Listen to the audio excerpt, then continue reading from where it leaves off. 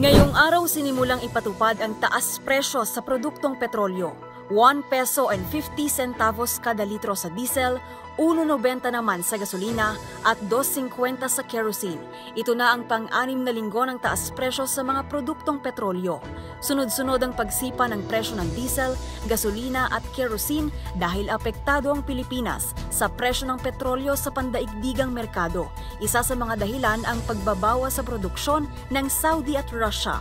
Dahil mabigat na pasanin ito para sa mga motorista, lalo na sa mga pumapasada, 4 na transport groups ang humiling sa Land Transportation Franchising and Regulatory Board o LTFRB na itaas sa 14 pesos ang kasalukuyang 12 pesos na minimum na pasahe sa jeep.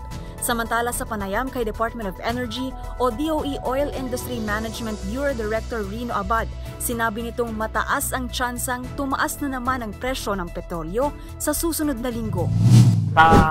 Sitwasyon po, Sir Deo, na wala naman pong pagbabago dyan sa policy nila na nag-cause ng shortage of production versus demand on a daily basis. So, hindi po tayo nag-expect na magkakaroon po ng pagbaliktad.